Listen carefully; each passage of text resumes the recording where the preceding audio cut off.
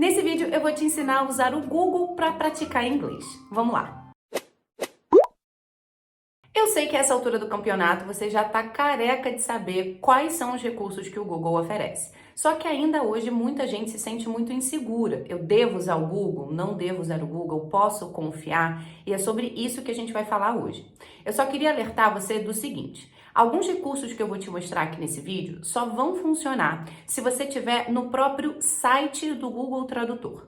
Quando a gente abre o Google e coloca lá, ó, tradutor, aparece automaticamente aquela abinha, certo? Não é ali que você vai. No primeiro link que aparecer, você vai clicar e você vai entrar de fato no site do Google Tradutor. E ali vão aparecer alguns recursos que na página anterior não tem, ok? Vamos falar primeiro sobre tradução. Antigamente, eu recomendava que os meus alunos pesquisassem somente palavras isoladas no Google e não uma frase completa. Por quê? O Google era muito ruim de contexto. Então você podia botar lá manga e podia ser a manga da camisa ou a manga fruta e ele não ia saber a diferença. E aí, a sugestão que ele traz, a tradução que ele sugere, eu recomendava sempre que os meus alunos checassem no dicionário de Cambridge. Então pega aquela palavra, copia e cola lá no dicionário de Cambridge, porque ali você vai ter várias frases de exemplo e é aí que mora o segredo. Analisando essas frases de exemplo, você consegue checar se é aquele mesmo sentido que você está buscando. Só que o Google vem se aprimorando muito ao longo do tempo e hoje em dia ele está muito melhor de contexto. Então, se você procurar, por exemplo, a palavra fly, ele vai te trazer a tradução voar e algumas outras possibilidades, ok? Mas se você digitar a frase there is a fly in the kitchen, ele vai entender que dentro dessa frase, fly significa mosca e não voar. Ele está cada vez melhor interpretando esse contexto, só que ainda assim não é perfeito. Então, se você está buscando por uma estrutura nova que você não conhece, eu sempre recomendo que você cheque em outros dicionários, como o dicionário de Cambridge. Vamos falar agora de pronúncia. Existem dois recursos legais para você praticar a sua pronúncia no Google. O primeiro é ouvir a pronúncia da palavra que ele traz e repetir várias vezes. Então vamos supor que você queira aprender a falar calçadão, calçadão da praia, né? Aí vai estar lá no Google boardwalk, boardwalk. Então você vai tocar essa pronúncia várias vezes, vai repetir essa palavra em voz alta várias vezes.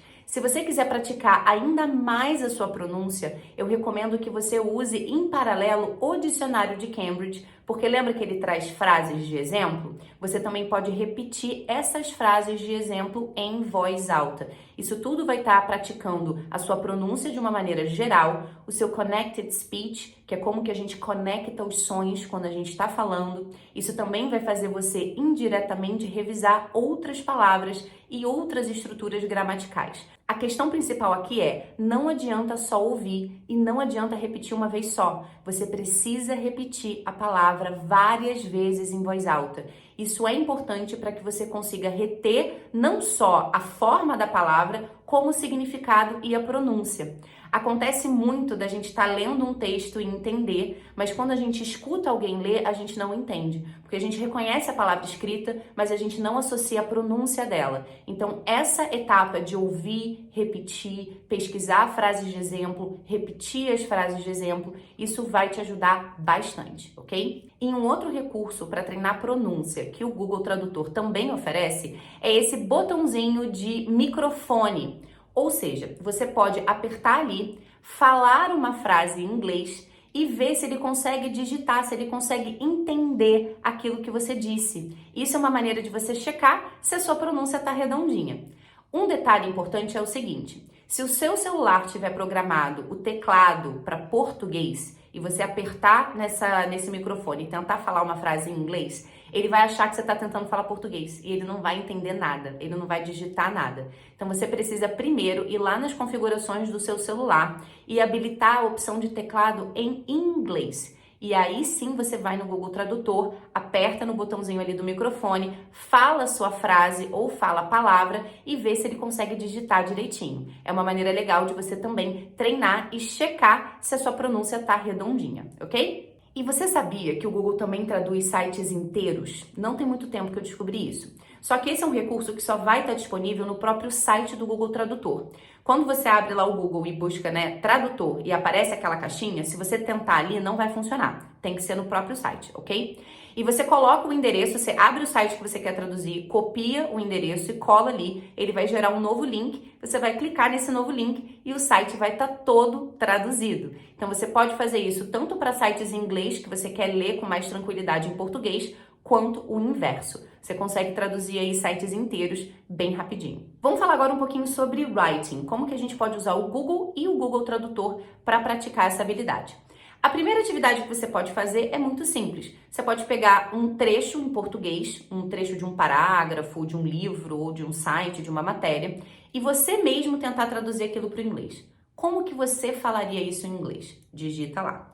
E aí você pega esse trechinho original e coloca no Google. E você vai poder comparar a tradução que você fez com a tradução que o Google ofereceu. E comparando esses dois textos, você vai conseguir revisar muito vocabulário, você vai conseguir entender alguns pontos onde você, porventura, errou, você vai aprender palavras novas que ele está sugerindo que você não conhecia. Eu faço muito isso com o espanhol, eu treino muito espanhol dessa forma e é impressionante a quantidade de coisa que eu aprendo. Então, para você que quer melhorar a habilidade da escrita, até pontuação o Google tá acertando, hein? Então, realmente vale a pena tentar essa atividade. Uma outra maneira incrível do Google te ajudar a melhorar o seu writing é dentro do Google Docs. Não é exatamente o Google Tradutor, tá? É o Google Docs, que nada mais é do que o arquivo de texto do Google, como se fosse um Word, um arquivo pra gente digitar. Sabe o Word que quando a gente digita e erra, ele sublinha e ele sugere uma correção? No Google Docs, a gente tem a mesma ferramenta, a gente tem o mesmo recurso. Então, você consegue vir aqui nessa aba de opções, aqui no alto, né, nessa barra de opções, clica em ferramentas ou tools e a primeira opção é justamente essa checagem automática, a correção automática. Qual que é o pulo do gato aqui? Você vai lá no seu Google Docs e você vai desabilitar essa opção. Você vai clicar ali para ela estar desativada. Com isso, você vai ter a possibilidade de digitar o seu texto sem que o Google corrija nada. Você vai digitar o seu texto todo ali. Depois você vai ler esse texto com calma, ou um parágrafo, um e-mail, qualquer tipo de texto que você precise treinar, tá? E aí você vai ler com cuidado aquilo que você escreveu. Você vai tentar buscar por pequenos errinhos de spelling ou pontuação, uma letra maiúscula que você esqueceu de colocar. Lembra que a formatação tem que estar toda direitinha. E aí depois que você já escreveu o texto, depois que você já checou o seu texto, você vai voltar nessa barra de opções, clicar em Tools, em ferramentas, e você vai reabilitar a ferramenta de correção automática. E com isso, o Google vai sublinhar tudo que você errou e vai te apresentar a melhor sugestão. Então, essa é uma maneira muito legal que eu indico principalmente para os meus alunos que estão treinando para o IELTS, porque você precisa escrever textos mais longos, desenvolver ideias às vezes um pouco mais complexas. Então, essa é uma maneira muito legal de você ver, primeiro, se você está conseguindo desenvolver a sua ideia. Segundo, se você está conseguindo encontrar os seus errinhos, porque isso é uma coisa que muita gente deixa de fazer e é super importante você ler o seu texto e buscar por esses errinhos. E você vai conseguir aprender com os seus erros, porque ele vai sugerir a correção, a melhor forma de dizer aquilo. E mais uma vez, até pontuação o Google está sugerindo, ele está corrigindo, ok? Então a ferramenta tem melhorado muito com o tempo e essa é uma maneira muito legal de você treinar o seu writing. Vamos falar agora sobre alguns probleminhas de usar o Google. O primeiro deles é o nível de formalidade. O Google Tradutor, ele não reconhece nível de formalidade. Então, no português, por exemplo, a gente usa a palavra atenciosamente para fechar um e-mail formal ou semi-formal.